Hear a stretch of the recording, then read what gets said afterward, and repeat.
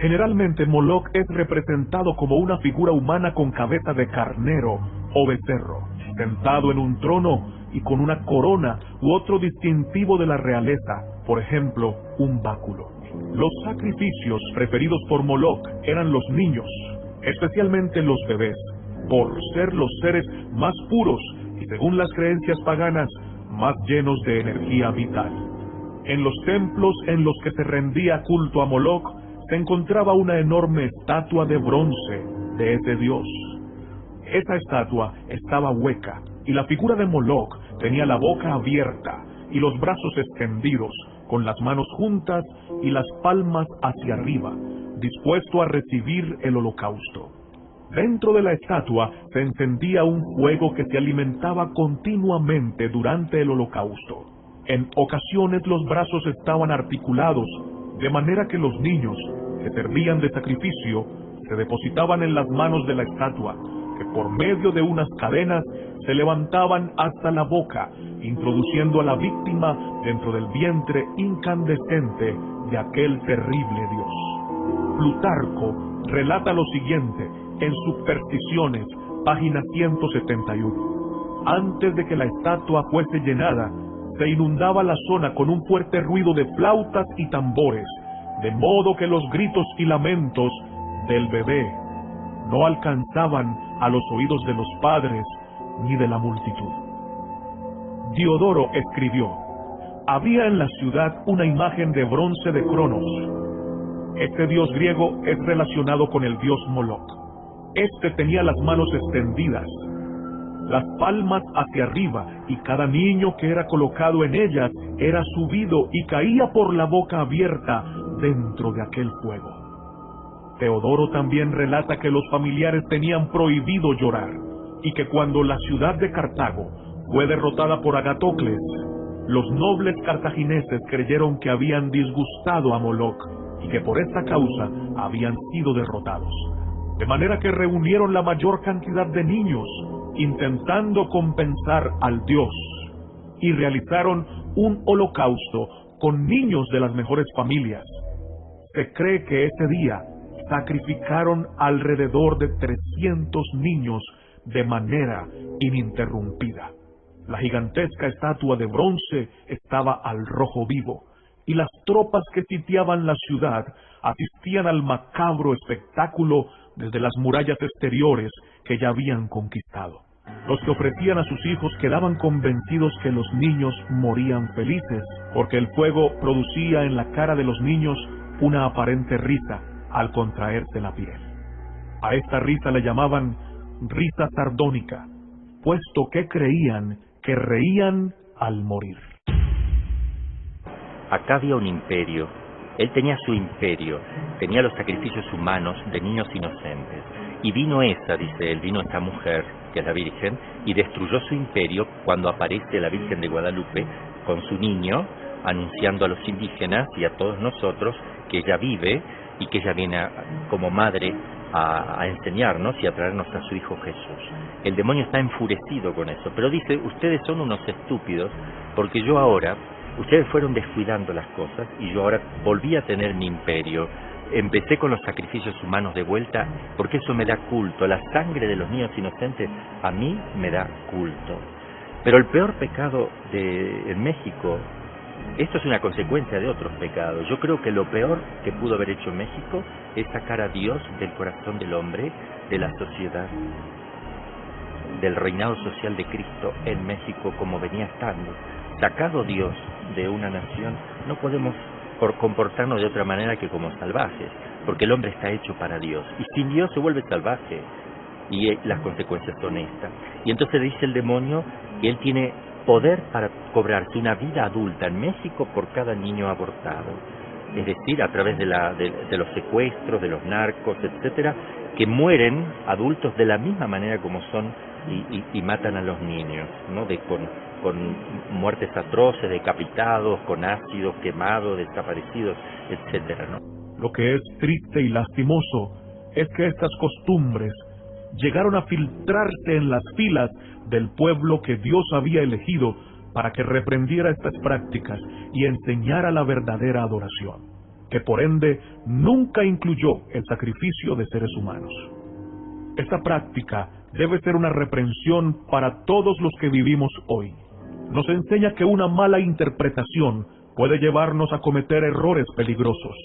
El temor de morir de hambre era aprovechado por los sacerdotes de este Dios para conducir a las personas a realizar actos macabros contra su propia familia. La ley de Moisés prohibía terminantemente dedicar los hijos a Moloc. Segundo de Reyes 23:10. Además condenaba a muerte a quienes transgredían esta ley. Levítico 18:21, Levítico 20:1 al 5. Sin embargo, los israelitas con frecuencia siguieron la práctica de ofrecer sus hijos al dios Moloc. Ezequiel el profeta, que comenzó a profetizar 16 años después de la muerte de Josías, menciona que esta práctica seguía en boga en el pueblo de Israel. Ezequiel 20:31. El aborto es horrendo, es la matanza de niños inocentes en el seno de las mamás, y es el pecado más atroz que puede hacer el ser humano. Una madre que está hecha para amar, cuidar y dar vida a lo que tiene dentro, lo está asesinando sin posibilidad de escape para ellos. Pero hay cosas peores aún que esto, sí, hay cosas peores. Detrás de esto que se ve, como usted dice, el mundo de lo que se ve, es esto que es terrible, pero detrás de esto hay otro mundo. ¿Por qué está esta matanza? ¿Por qué esto? Hay una inteligencia detrás. Si el demonio se propone la destrucción de los niños, porque en el niño ve a Cristo. Por eso la persecución de los santos inocentes, de los niños. Él odia al niño y odia a la mujer. La mujer del Génesis, que va a aplastar, dice en el Génesis, pongo enemistad entre ti y la mujer quiere aplastar a la cabeza de la serpiente y la descendencia de la mujer. Entonces, cuando viene la matanza de niños en el vientre de sus madres, es como una burla que tiene Satanás también, es como una especie de culto que él está pidiendo para sí, donde la mujer, que él tiene odio, mata a su hijito. Es como que quiere que la Virgen matara a Jesús, por decir así. Acá en México tenemos la Virgen de Guadalupe, que viene embarazada a mostrar y anunciar a su hijo Jesús. Por eso que más concretamente en México el tema del aborto es como una especie de desafío a la Virgen que viene trayendo la vida, ¿no es cierto?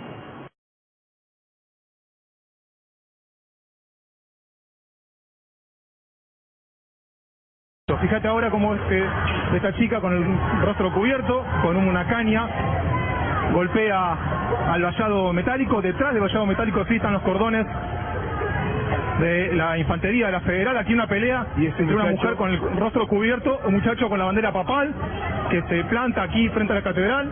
Los empujones, los insultos. Han tirado un pequeño gas.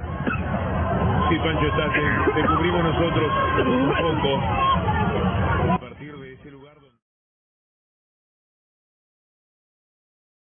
Mire, si tenemos en cuenta, el aborto no es solamente los niños que se matan sabiendo que están allí, también se matan sin saber que están allí. Por ejemplo, los anticonceptivos, todos los anticonceptivos son abortivos a su vez. ¿Cuánta gente aborta sin saber? Millones y millones de abortos por anticonceptivos abortivos, por ejemplo. Esto no se puede ni calcular. O sea, la posibilidad queda abierta a miles y miles y millones de seres. Son seres humanos. Desde el momento de la concepción ya son seres humanos. Tienen su almita, tienen alma y tienen su materia organizada. Por eso tiene el alma. Cuando el espermatozoide se une con el óvulo, se da lo que se llama la materia organizada. Y cuando se da eso, instantáneamente, en el momento que se da eso, se infunde un alma creada por Dios allí, que es lo que le da la vida a eso.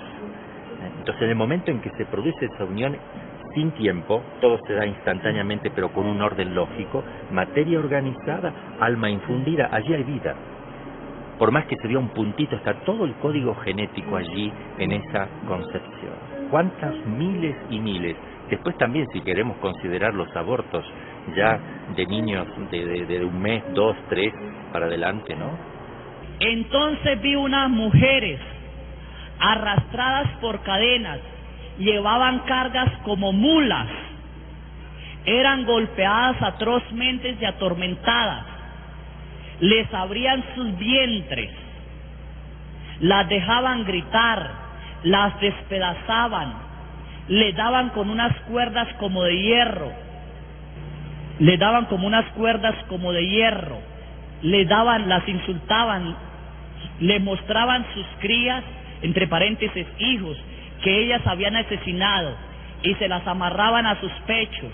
Ellas oían el llanto y los gritos de sus hijos: ¿por qué me mataste, mamá? Al grito del niño sus pechos se desgarraban y empezaban a sangrar, sus oídos sangraban, y todo aquello era horrible. Pregunté al Señor: Señor Jesús, ¿quién son esas mujeres y por qué sufren tanto?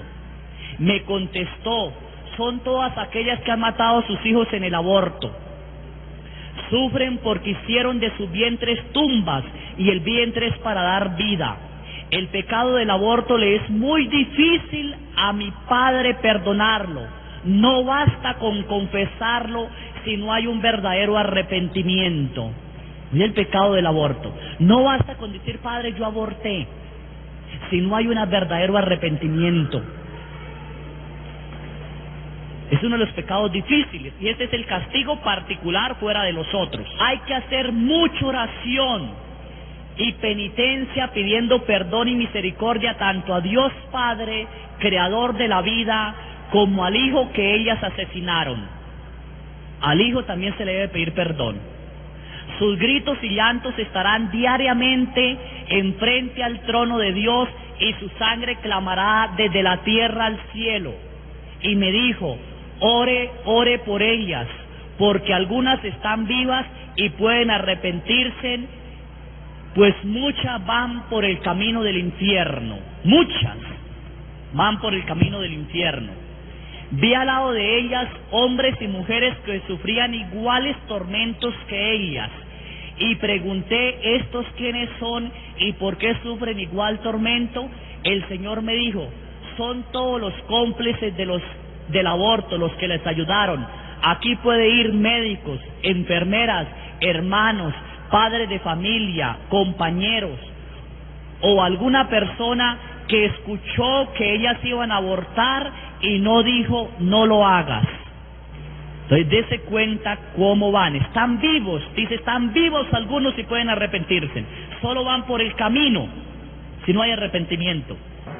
El hombre ha dividido al ser humano. Es como una especie de esquizofrenia ontológica, donde se saca del hombre lo espiritual y lo material, como si el hombre fuera un animal simplemente, ¿no? O como si fuera materia sola. Y entonces se hace la distinción, o se intenta hacer una separación radical entre el cuerpo y el espíritu, y el hombre es un ser íntegro. Ahí también vienen errores gravísimos. ¡Puro y gratuito para todas! Y para los católicos hay algo que es el concepto de la herejía. Yo, que me formé en una escuela católica, escribo porque soy hereje, y la escritura para mí es un acto de profunda herejía, como toda esta militancia que está acá. Así que esto se llama proclama hereje para la Biblia feminista. Se enrosca la serpiente bíblica, hoy pañuelo verde, en estas modestas ramas del árbol del conocimiento, nuestras muñecas, todas las cebas de nuestra sangre y las serpientes de nuestras estirpes. Muerden de muerte fatal la maldición de Dios, ese perverso geniecillo. Ya no somos enemigas, ya los pies de la sororidad aplastan las cabezas de la envidia.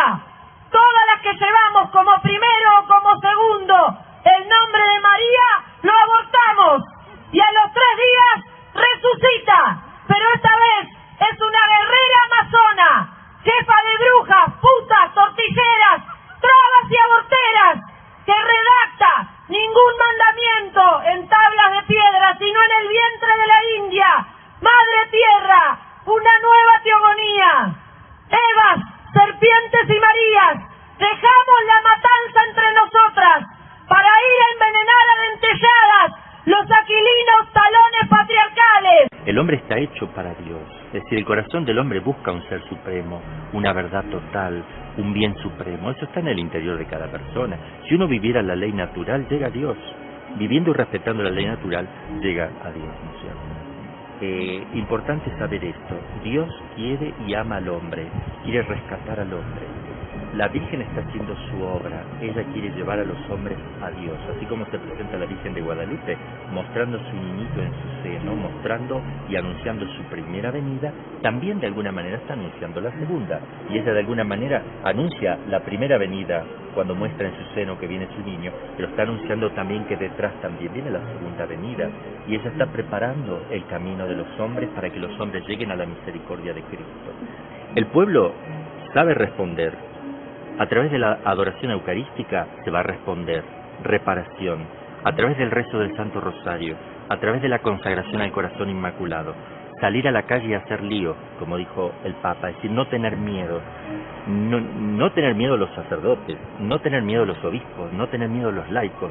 Hay que salir, hay que gritar los derechos, hay que defender la vida, hay que defender los derechos de Dios, no solamente los derechos del hombre. Hablamos de los derechos humanos está bien, pero también no nos olvidemos que Dios tiene sus derechos y ante todo son más importantes los de Él que los nuestros. Nosotros vivimos porque Él es infinitamente bueno y existimos porque Él es pura bondad, pero los derechos de Dios también los tiene. Entonces hay que aprender y ver cuáles son sus derechos, ¿no? Y respetarlos y amarle. Buscar trabajar para que el corazón inmaculado de María triunfe en México y en el mundo.